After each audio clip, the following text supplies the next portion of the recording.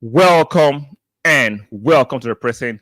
How we're doing this Monday morning, the day after the 2-2 draw against Manchester City at the Etihad. What a game yesterday. What a game.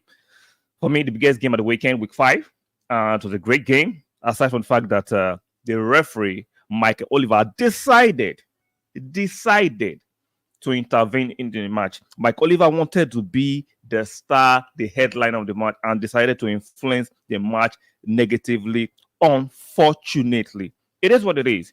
But I am taking great solace from the performance we had yesterday, playing against a City team that is a juggernaut for 58 minutes with 10 men. For me, is great. I'm clapping for the boys. I am clapping for the boys. They had a great defensive performance, even though some of you argue, what do you mean a defensive masterclass and end up 2-2? Go watch the game.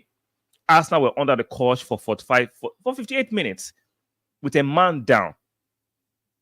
Now, we'll talk about the Trossard red card in a bit, but we have to give the boys the applaudit. That was a fantastic defensive masterclass from Calafiori, from what's it called, Ben White, Saliba, Gabriel, Timber. They put their body on the line for 58 minutes. Most other teams are losing that match. Most teams will have actually imploded, and Man City have coasted to a win, considering the mitigated circumstances with the red card. So shout out to the team. I have no major grounds about the team. And the only disappointing thing I have is that we couldn't hold on to the end. And if you watch the second goal that we considered, the equalizer to make it 2-2, I'm not going to blame the boys. It was a lucky bounce to where John Stones was. So you can't predict certain bounces of the ball. You can't predict that. So it is what it is. But guess what? Manchester City, who are so-called mentality monsters, we saw them rejoicing, celebrating a draw yesterday. The so-called mentality monsters, we saw them and watched them in 4K. So happy to get a draw yesterday. It shows how far the Arsenal team has come. It shows that we are here to stay. Mikel Arteta, aka the Cone Boy, aka the apprentice, is putting substantial pressure on the master, Pep.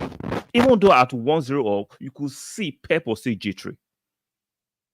Now, what a performance from Calafiori yesterday. Some of you will blame for the first goal, which I understand.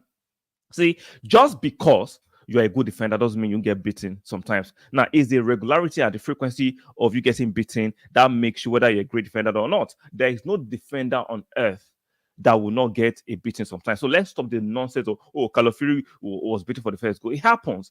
Sevinho is a fantastic talent. He's a fantastic player. He's a fantastic winger. So him getting the better of Calafiori once doesn't suddenly make Calafiori a horrible player. These things happen. Well, how did Calafiori respond?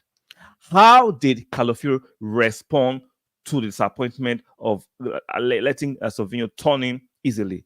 What a fantastic equalizer. That is the maturity. That is the quality you get and you spend that kind of money on. Those are asking, why are we buying defenders? You already have defenders. No, you buy in more quality players. Players who are mature, who are stable, who can rise up to the occasion. We saw Calafiori yesterday, even though it was subbed out with cramps because he hasn't played at that intensity, at that level since he actually joined us. You could see the quality yesterday. You could see the aggression yesterday. Even though the first goal, the aggression wasn't applied appropriately, but you saw how he recovered. He played a level of maturity, and what a goal from Calafiori. What a fantastic goal from Calafiori. Shout out to you, Kana. Yeah. I'm sorry I'm butchering your number. Shout out to you for this message. So, for me, all those who were asking why we're buying defenders, we are buying defenders because Mikel Arteta has a plan. He has a fantastic plan for this team. We are going to be defensively solid and resolute, and we are still going to score goals. See, some of you have to put the context of the fact that we just played Aston Villa away, Tottenham away, Manchester City away, and we almost got 9 points. But 7 points out of 9 playing those three strong teams away, you can't tell me it doesn't stand for something. You can't convince me that it doesn't stand for something. See, we can stop this mourning and crying and saying, you cannot convince me it doesn't stand for something. 7 points out of 9. Playing, let me recite one more time. Aston Villa away, Tottenham away, Manchester City away. 3 tough teams in a very, very shrouded schedule with injuries and suspension. And we still managed to get 7 points out of 9. Man, give me a break. Give him a damn break. I'm still confident that this league, Arsenal are going to win it this time. The maturity we saw yesterday, the decisive. See, the fact that Mikel just said, okay, we're down to 9 men, he did not actually say, let's continue to play Saka. He took away Saka and went to Martinelli and Kai as the spearhead and the outlet and tried to go defensive. That was smart. That was very decisive and smart, because you cannot go and play expansive football with 10 men against 11 men Manchester City. That would be extremely suicidal. So when I'm hearing these ignorant Man City fans and the mainstream fans trying to gaslight Arsenal fans that, oh, you were ultra defensive, you should have come out and play, and so we can get beaten, then they can turn around and tell us we should be more pragmatic. It doesn't make no sense. Now, the opposition fans are allowed to be stupid. Football is tribalistic. The opposition fans are allowed to be gaslighting. But for Arsenal fans to fall for that nonsense, we should come out and play expansive football with 10 men against 11 men Manchester City at the Etihad. Are you mad? Have you lost your head? Did you bump your head on the ground? How do you do that? We went for the best approach, understanding the mitigating circumstances. Now, the Trossard red card, the controversy regarding that is still raging on. For me, there's a vital part of that action we are missing. See, Trossard, yes, kicked the ball. By the letter of the law, it's a yellow card. Okay, let's run with that. Now, have you guys considered the fact that it was in motion when that whistle was blown? You expect Trossard to pause in motion. And there's even a possibility Trossard thought the whistle was for the end of the first half. Have you ever thought of that possibility? Because I'm seeing the like of Roy Keane and these mainstream pundits who are supposed to be objective, but we know they dislike us now and they hate us. And they'll find a narrative to justify what the referee did, even though we know the referee was and has a history of being extremely lenient, for lack of a better term, to Manchester City and extremely aggressive to Arsenal. The history shows us that, antecedent shows that Mike Oliver is extremely lenient to Manchester City and overly aggressive to Arsenal. The evidence is there. The trail is right there. We saw it against Arsenal last season at the Emirates, Kovacic, and what did they come out with? What did PGM come out with? We don't want to destroy a game. We just wanted to control the game. We don't want the referee to overly react. Okay, that was the narrative last season. So what's the narrative this season? Letter of the law. You can see the inconsistency of the PGMO. I've been saying it for a long time. The English Premiership will not be the fine brand we're enjoying without foreign players. Yes or no? Maybe someone can correct me in the chat. Do you think the Premier League will still be as enjoyable as what we're watching right now without foreign players? My answer is no. Do you think the Premier League will be the talk of town without foreign managers? My answer is no. So why can't we bring in foreign referees?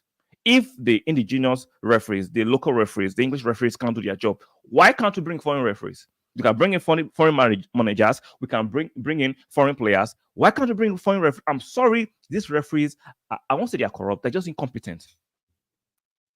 They are just incompetent. See, we have just tell the truth. The league has foreign owners, foreign managers, foreign players. I think it's time to bring in foreign referees, especially when we can see clearly with evidence that these local referees can't just get it right. And we know the referees you don't know find a way to protect the ignorance, the incompetence of these referees. They will. They'll find a way to protect it. So, despite the shenanigans of the refereeing and the officiating yesterday, shout out to the team. Like Arteta said, he's full of pride for his team. They gave absolutely everything. We saw how knackered Timber and Calafiori were. It was a high-tension game, high octave game. We gave absolute everything. No, I'm not going to blame anybody for that. The concession of the second goal, the equalizer that made it 2-2 for Man City. No. So it's lucky bounce and Stones was in the right place at the right. Sometimes can we just concede that in football, things like that, there are things you cannot control. It's not every time, let's blame this player, let's blame the. So everything is not stacked. Sometimes just watch it and you understand that sometimes you have a lucky bounce and there's nothing. I don't believe in the narrative that Arsenal players lost a bit of concentration to concede that second goal. I don't think so. Watch it again. The ball bounced to where Stones was. Fortunately for Manchester City, it wasn't the cleanest hit and he found his way into the net. It is what it is. I'm happy we did not lose that game. We didn't deserve to lose. We deserve to win, but we still got something. One more time. Aston Villa, Spurs, and Man City. 3 tough games, and we got 7 points out of 9. For me, that is great. You cannot change my mind. Shout out to Mr. Fosa. Good morning, sir. Good morning to you, Mr. Fosa. That is great. You cannot change my mind. That is great. 7 out of 9 playing. One more time. Aston Villa, Spurs, and Man City. In between Atlanta, midweek Champions League. We played on Thursday and we played on Sunday.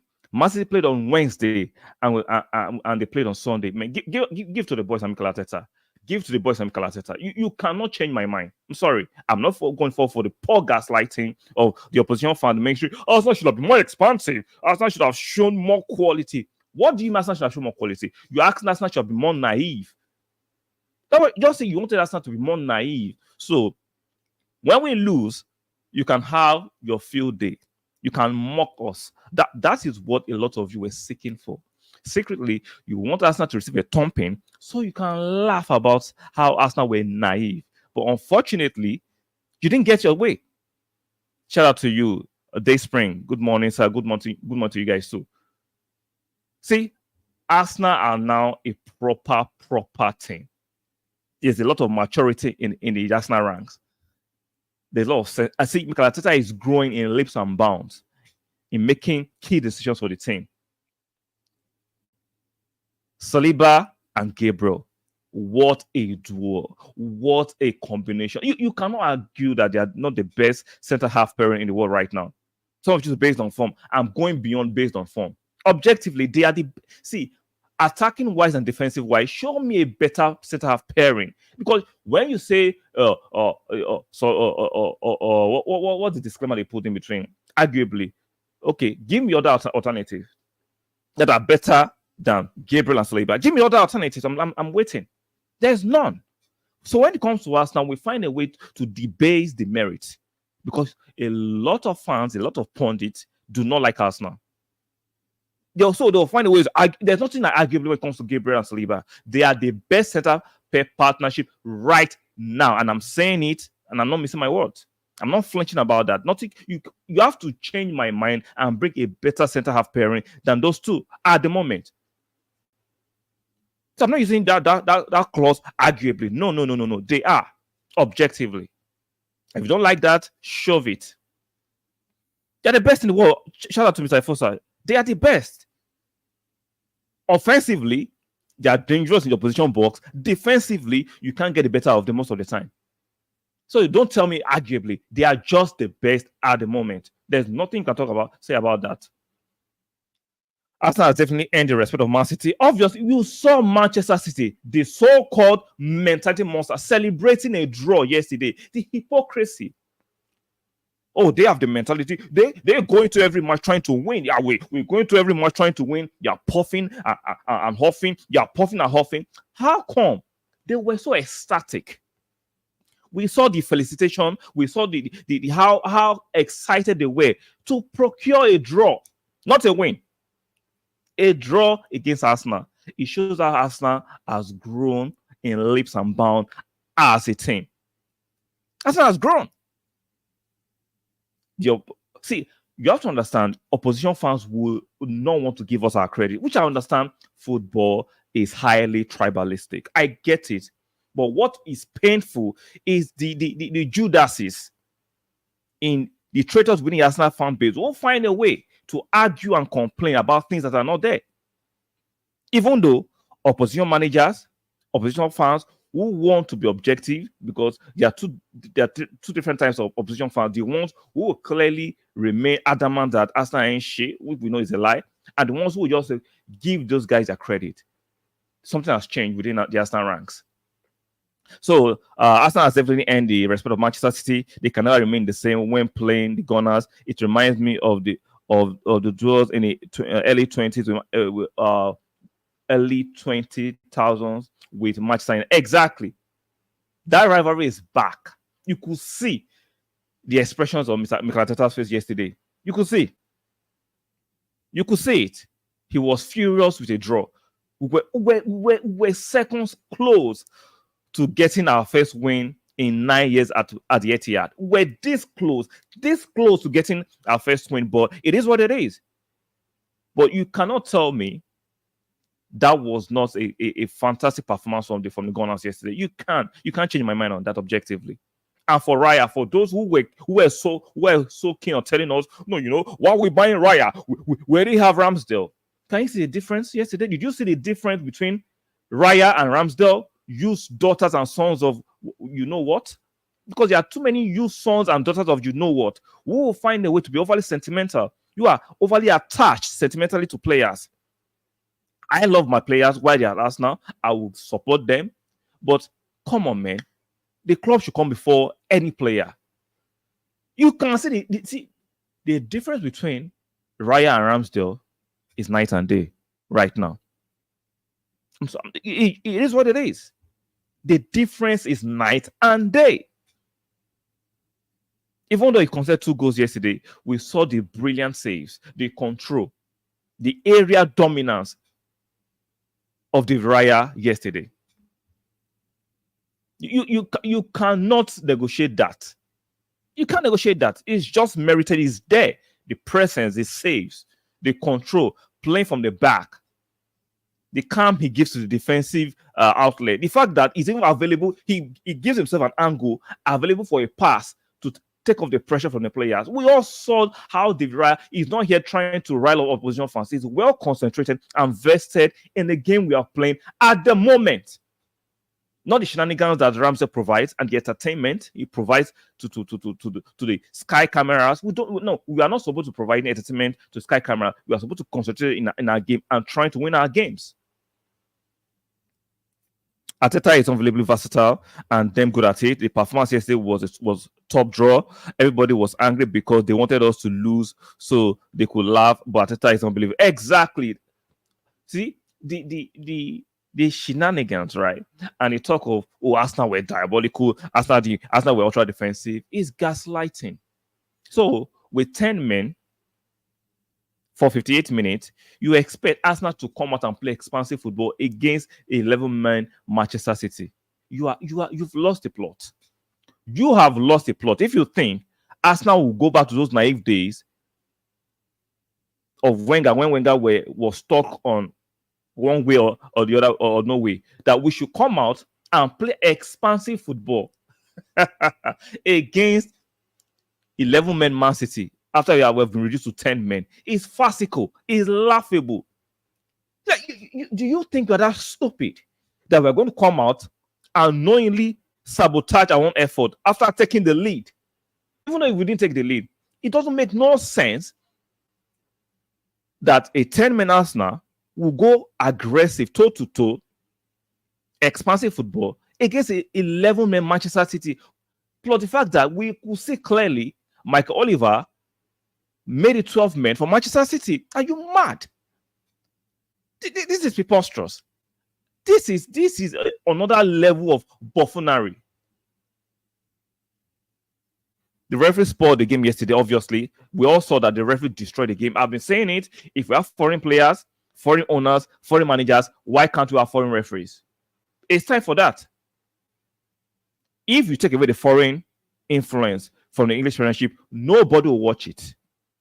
Trust me, nobody will watch the Premiership if you took away the foreign players, the foreign managers, even the foreign audience from the Premier League. The Premier League will die a natural death objectively. That's just a fact. So I think it's time the Premier League, the PGMOL, will have to consider bringing in foreign referees, because these English referees, shit. Kovacic was kept in the game last season while he should have seen a red card. He does not want to spoil spoil a big game exactly, but same ref quickly said Leo off. See, you have to understand. Like I said, I don't think these referees are corrupt. I just think they're just incompetent. Yeah, they are just see. You don't understand how deep rooted incompetence is. That's why some of you tell me I call too many people call them low IQ, because you don't know how low IQ affects society and affect performance. They do not reason at a normal level. They reason beyond the normal level. You could see the arrogance of an ignorant Mike Oliver yesterday. He was arrogant in his horrible, horrific performance. He was arrogant, even though we could see clearly this guy is incompetent. But no, because he has a backing of the Referees Union. He has a backing of the PGMOL. He knows. And this will not stop until the owners. I'm expecting some kind of statement from Arsenal. I mean, the people in the administrative part, the likes of Richard Garlick, the likes of Edu, put out a statement, because I love the maturity of Arteta yesterday. He wasn't going to be baited by the press to make certain commentaries, because they were waiting for him to be baited by the press in his post-match conference so that they can get him suspended. We're not going to fall for that nonsense. Arteta has shown that he's maturing quick and he understands how the English game goes. They all saw what happened yesterday, and they still wanted to ask some dumb questions so they can bait Arteta into a suspension. We're not going to fall for that. We are not going to fall for that. So, shout out to the boys yesterday. Shout out to a fantastic performance, in my personal opinion. We should have won. Unfortunately, a draw is not horrible. I'm disappointed, but not unhappy. I can be disappointed that we should have gotten a win, but it is what it is. So, guys, the sensible Arsenal fans, the battle continues. We've not lost this season. We've not dropped. We've just dropped. The 2 games we've drawn has been marred by poor referee performances. Unfortunately, the 2 games we've drawn, right? Last season, some of the poor referee officiating that Arsenal were involved in resulted to a loss. But this season, at least we got a draw. Hopefully, the officiating levels can get better, which I'm not optimistic, because they have to tell the truth. We know how these people are. They are ignorant and they are stuck on stupid. So let's see what comes on. We play Bolton in 2 days in the Carabao Cup, a League One team. I expect a few changes. I'll do a preview to that one later. So it's not as horrible as some of the Arsenal fans who we know they're not really Arsenal fans. They're just engagement farmers.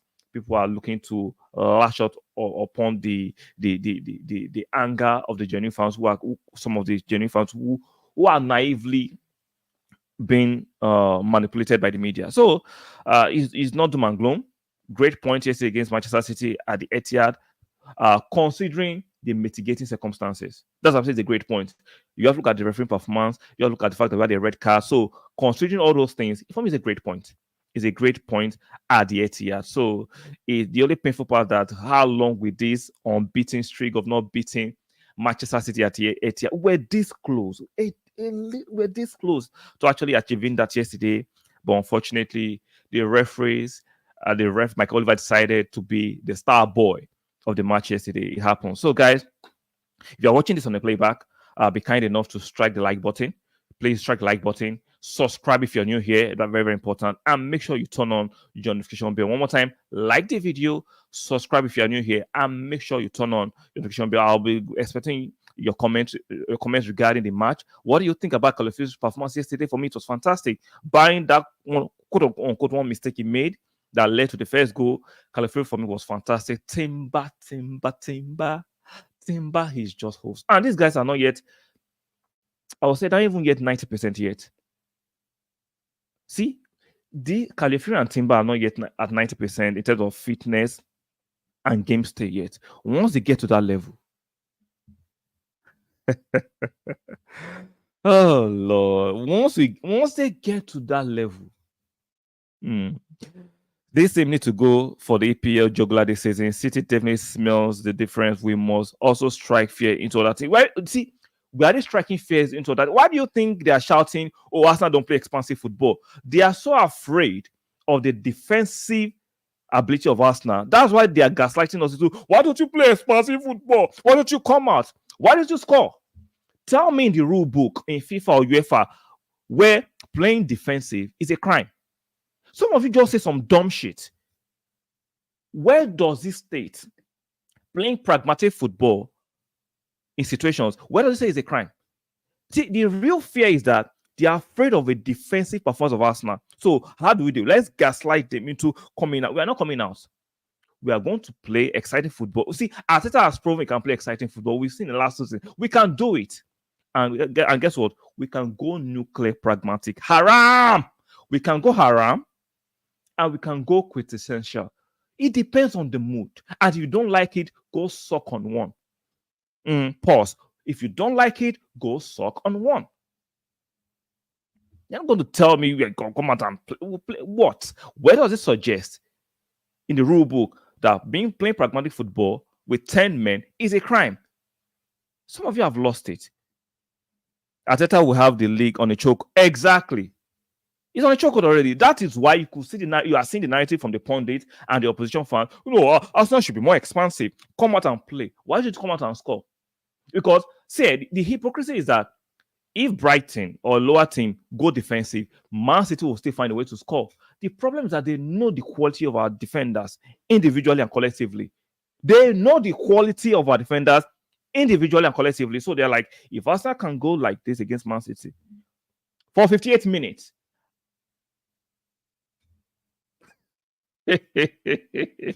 if Arsenal can be that defensive with 10 men and Man City could say didn't look like scoring until that ricochet, they know they can see it's your opponent that sees the potential in you than you most of the time. They can see it. The opponents they are smelling it. The opponents are smelling that these defensive performances are not flukes. They are becoming a regularity. So they are panicking. So let's find a way to bait them to coming out. We are not coming out. Calafiori and Timber are fullbacks for real. I just see Ben White. I just feel for Ben White because those two have definitely raised the rule. I don't feel bad for Ben White. It's a team game. Guess what? Ben White is a competitive person. He will up his game. See, you need this kind of quality so that players can up their ante, up their game. Ben White will get games surely. Ben White is a very competitive person. He will up the ante. So don't feel bad for Ben White. There are games. There are enough games for everybody. There's still Tomiyasu coming back. Let's not forget, Tomiyasu is still part of the team. We just saw Kivior play his first game yesterday. So I love the competition across, but especially defensively. We want to be solid with our strength and still do damage up front. So guys, karma. Calafiori and Timber, fantastic. Ben White is not out of the picture. He still came on yesterday for 58 minutes to play. It was still part and parcel of the defensive masterclass. So there's not to feel bad for every player. They will get their playing time. And it's time for players to know that nobody strolls into the team. You have to compete to play. So, and I'm loving that. So, guys, shout out to Dayspring. Shout out to Mr. Efosa. Shout out to everybody this morning. Kana Kadov for making this stream a very enjoyable one, for making it interactive. Shout out to everyone and all of you. Thank you so much. And you are watching the play by one more time, please like the video. Very important, guys. The likes are not matching the views. Please help this channel to grow more. Please like the video, subscribe if you're new here, and make sure you turn on your notification bell. Very, very important. So thank you so much for the match review. Manchester City 2, Arsenal 2 for me. Some people are saying it's 2 points dropped. I don't say it that way because the way I won't say it's 2 points dropped is the mitigating circumstances. It was beyond us. It was the referee. So I won't say it's 2 point drop. I'll call it a point gained because playing 10 against 11 against Manchester City at the Etihad for me is a point gain. For me, that is where you have to apply context to these conversations. I understand people saying, oh, dropping a point in the last few minutes or few seconds. I see that part, but look at overall the fact that we played with 10 men for 58 minutes. So for me, it's a point game. If you have a different opinion, let me know in the comment section on the playback. So like the video one more time, subscribe if you're new here, and make sure you turn on your notification bell. And I'll see you guys in the next one. Bye for now.